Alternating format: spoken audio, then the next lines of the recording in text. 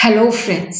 Shashi Agarwal economics तथा law classes के अंदर मैं आप सबका अभिनंदन करती हूँ।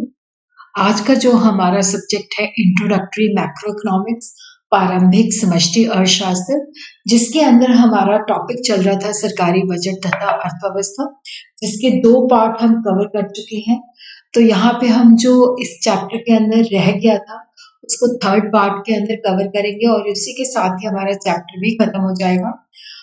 इसके अंदर हम करेंगे बजट घाटा क्या होता है, बजट घाटे की वेरियस जो टाइप्स है, रेवेन्यू बजट है, फिस्कल डेफिसिट है, प्राइमरी डेफिसिट है, राजस्व घाटा, राजकोषीय घाटा, प्राथमिक घाटा का अध्ययन करेंगे। अगर आपको मेरा ये प्रयास सही लगता है तो इस वीडियो को लाइक कीजिए, शेयर कीजिए तथा मेरे चैनल शशि अग्रवाल इकोनॉमिक्स तथा लॉ क्लासेस को सब्सक्राइब कीजिए। तो सबसे पहले हम देखते हैं कि घाटे का मतलब क्या होता है। बजट घाटे का मतलब क्या है? देखो, सरकारी घाटा या बजट घाटा उस स्थिति को कहते हैं जब सरकार का बजट व्यय बजट प्राप्तियों से अधिक होता है। जो सरकार ने अनुमानित लगाया होता है कि ये खर्चा होगा, लेकिन ये जो अनुमानित खर्चा होता है, बजटेड खर्चा होता है, ये मानक सरकारी प्राप्तियों से अधिक होता है। जैसे कुल प्राप्तियां, राजस्व प्राप्तियां और पूंजीगत प्राप्तियां से अधिक जो होता है कुल व्यय होता है। राजस्व व्यय और पूंजीगत व्यय जो है राजस्व प्राप्ति और पूंजीगत प्राप्तियों से अधिक होता है, तो हम कहते हैं कि ये बजट का घाटा है। बजट घाटे का मतलब है कुल व्यय माइनस कुल प्राप्तियां। बजट का जो खर्चा होता है बजट प्राप्तियों से अधिक होता है। Budget deficit is equal to total expenditure minus total receipt. Budgeted expenditure is more than the budgeted receipts. Budget घाटे के जो टाइप है, राजस्व घाटा जिसको इंग्लिश के अंदर हम रेवेन्यू डेफिसिट कहते हैं, फिस्कल डेफिसिट जिसको हम राजकोषीय घाटा कहते हैं, प्राइमरी डेफिसिट जिसको हम प्राथमिक घाटा कहते हैं। रेवेन्यू डेफिसिट राजस्व घाटा वो घाटा है जिसके अंदर जो रेवेन्यू रिसीट्स हैं वो कम है और जो रेवेन्यू एक्सपेंडिचर है वो ज्यादा है। तो राजस्व व्यय की अधिकता है राजस्व प्राप्तियों पर। राजस्व घाटा का मतलब है कि जब राजस्व खर्चा रेवेन्यू एक्सपेंडिचर जो है that is more than the revenue receipts, राजस्व व्यय माइनस राजस्व प्राप्तियां, तो जितना डिफरेंस है वो रेवेन्यू डेफिसिट है। यहाँ पे जो राजस्व प्राप्तियां और राजस्व व्यय जो होते हैं सरकार के, जो बार बार खर्चे और बार बार प्राप्तियां होती हैं उससे संबंधित होते हैं। और देखो, जब रेवेन्यू डेफिसिट होता है तो उसका जो इम्प्लीकेशंस है, तात्पर्य है कि एक तो क्या होता है कि देखो, जब रेवेन्यू डेफिसिट होता है तो सरकार जो होती है सामाजिक कल्याण कार्यक्रम के अंदर जो खर्चा होता है उसमें कटौती की योजना बनाती है जिससे सामाजिक कल्याण का नुकसान होता है।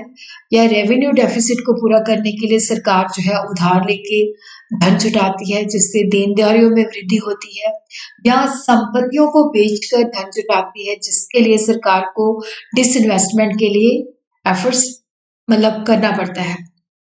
राजस्व घाटे को प्रबंधित करने के जो तरीके हैं, आम जनता बाकी दुनिया से उधार लेना, आरबीआई से उधार ले सकती है, विनिवेश कर सकती है, सब्सिडी में खर्च में कटौती कर सकती है। राजकोषीय घाटा जिसको हम फिस्कल डेफिसिट भी कहते हैं। देखो, राजकोषीय घाटा जो होता है यहाँ पे कुल व्यय, राजस्व व्यय प्लस पूंजीगत व्यय माइनस कुल प्राप्तियां राजस्व।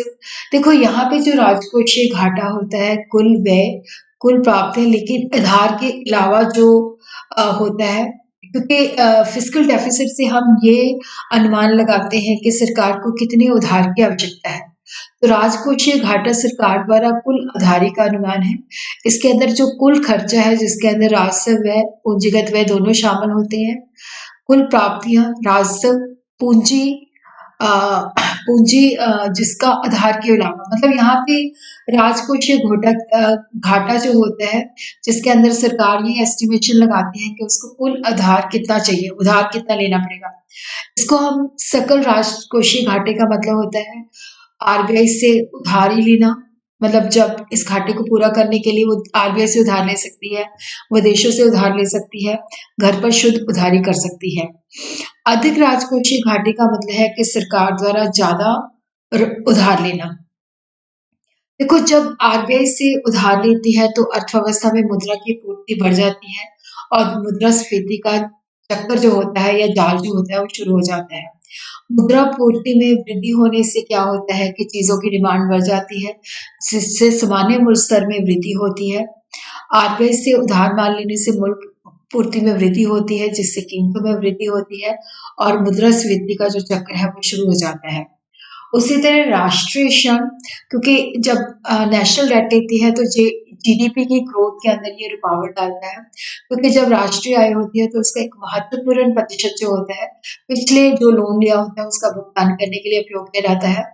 देखो, उच्च राजकोषीय घाटा जो होता है, अ, ये कम जीडीपी वृद्धि का दुष्चक्र शुरू हो जाता है, क्योंकि अगर बहुत ज़्यादा राजकोषीय फिस्कल डेफिसिट हुआ है, तो वहाँ पे जीडीपी की ग्रोथ कम होगी और जीडीपी की ग्रोथ कम होगी तो फिर अगेन हम जो राजकोषीय घाटा है वो ज़्यादा होगा। क्राउडिंग आउट, देखो इससे क्या होता है कि जब सरकार द्वारा ज़्यादा उधार लिया जाता है, तो जो निजी निवेशक है उनके लिए धन की उपलब्धता कम हो जाती है। तो अर्थव्यवस्था के अंदर जो कुल निवेश है वो कम हो जाता है। और उसी तरह क्या होता है कि देखो, जब सरकार जो है लोन लेती है, बार-बार लोन लेती है तो सरकार की जो क्रेडिबिलिटी है वो खत्म हो जाती है। घरेलू और अंतर्राष्ट्रीय मुद्रा बाजार में जब सरकार बार-बार लोन लेती है, तो सरकार की जो विश्वसनीयता है वो कम हो जाती है। जिसके कारण जो वैश्विक निवेशक होते हैं, ग्लोबल इन्वेस्टर्स होते हैं, वो घरेलू अर्थव्यवस्था से अपना निवेश वापस ले जाते हैं।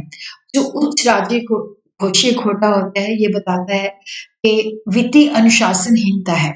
ऐसी स्थिति की ओर इशारा करता है कि जब जीडीपी में वृद्धि कम होती है, बेरोजगारी ज़्यादा होती है और अर्थव्यवस्था में स्टैग्नेशन, गतिहीनता आ जाती है। और यहाँ पे अगर हम कहते हैं कि अर्थव्यवस्था को बचाना है, तो उसके लिए एफडीआई जो फॉरेन डायरेक्ट इन्वेस्टमेंट्स हैं, उसके बिना पॉसिबल ही नहीं होता, क्योंकि जितना बाहर से निवेश ज़्यादा होगा उतनी हमारी इकोनॉमी जो है उसके अंदर जीडीपी की ग्रोथ ज़्यादा होती है। प्राथमिक घाटा जो होता है वो बराबर होता है फिस्कल डेफिसिट माइनस ब्याज भुगतान, राजकोषीय घाटा माइनस ब्याज भुगतान। तो राजकोषीय घाटा जो होता है वो सरकार की पूरी उधारी को देखता है, जिसके अंदर ब्याज भुगतान सहित भी उसमें शामिल होता है। लेकिन प्राथमिक घाटा जो होता है कि ब्याज भुगतान को नहीं लेता, ये सरकार की ब्याज को छोड़कर सरकार की उधारी आवश्यकता को बताता है। प्राथमिक घाटा हमें ये बताता है कि चालू वर्ष का जो खर्चा है और सरकार की जो चालू वर्ष की प्राप्तियाँ हैं, वो मतलब जो सरकार का करंट ईयर का जो एक्सपेंडिचर है वो सरकार के करंट ईयर की रिसीट से ज़्यादा है और जिसके लिए उस घाटे को पूरा करने के लिए सरकार को उधार लेना पड़ेगा। लेकिन यहाँ पे ब्याज इसके अंदर शामिल नहीं होता। इसका भी जो इम्प्लीकेशंस हैं वो राजकोषीय घाटे के समान है, लेकिन प्राथमिक घाटा जो है ब्याज का भार नहीं उठाता। इसका मतलब होता है कि जब चालू वर्ष का व्यय चालू वर्ष के प्राप्तियों से अधिक होता है, तो वहाँ पे हमें कितना उधार लेना है ये उस चीज़ को बताता है। अब हम देखते हैं बैलेंस्ड और अनबैलेंस्ड बजट क्या है, संतुलित और असंतुलित बजट क्या है। संतुलित बजट वो बजट होता है जिसमें सरकारी आमदन और सरकारी खर्चा बराबर होता है। संतुलित बजट जो है कुल व्यय इज इक्वल टू कुल प्राप्ति है। तो देखो, इसका जो मेरिट है कि कोई फिजूल खर्ची नहीं, जितनी प्राप्ति है उतना ही खर्चा किया है और ये वित्तीय स्थिरता और राजकोषीय अनुशासन को भी निश्चित करता है। लेकिन इसका अवगुण ये है कि ये बेरोजगारी की समस्या का कोई समाधान नहीं देता, कि बेरोजगारी की को अगर करना है तो सरकार को ज़्यादा निवेश करना पड़ता है, ज़्यादा खर्च करना पड़ता है और कम विकसित देशों के अंदर जो संतुलित बजट है वो सही नहीं है।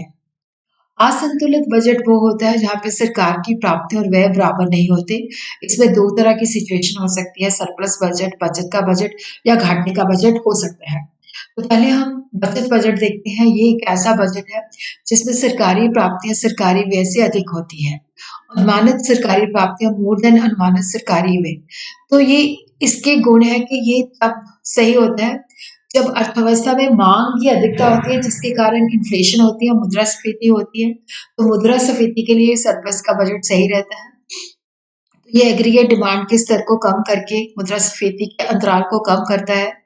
तो इसमें होता है कि जो राष्ट्रीय संग्रह है उसमें वृद्धि होती है। जो सरकारी कलेक्शन है उसमें वृद्धि होती है, सरकारी खर्चे में जो गिरावट है वो होती है। लेकिन इसका नुकसान ये होता है कि जब डिप्रेशन है, अवसाद है, मंदी है, तो उसके कारण ये सही नहीं होता। तो इसके अंदर अर्थव्यवस्था में एग्रीगेट डिमांड के स्तर को कम करने की प्रवृत्ति पाई जाती है।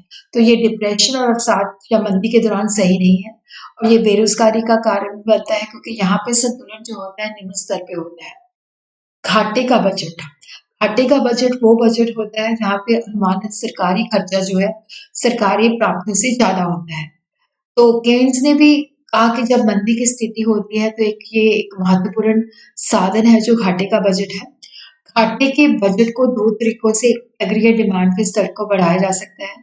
जैसे सीधा जो सरकारी निवेश करके सरकारी व्यय के माध्यम से या अप्रत्यक्ष रूप से लोगों को अधिक निवेश और उपभोग के लिए प्रेरित करके सरकार जो है इकोनॉमी के अंदर जो है एग्रीगेट डिमांड के स्तर को बढ़ा सकती है। लेकिन इसका ये नुकसान है कि जब इन्फ्लेशन होता है तो उस वक़्त ये सही नहीं होता क्योंकि मुद्रास्फीति में एग्रीगेट डिमांड एग्रीगेट सप्लाई से ज़्यादा होती है और एग्रीगेट सप्लाई जो है बढ़ नहीं सकता। तो एग्रीगेट डिमांड और एग्रीगेट सप्लाई में बहुत बड़ा अंतर होता है। मुद्रास्फीति का अंतर बढ़ेगा तो मज़दूर की कीमतों का जाल भी बढ़ेगा।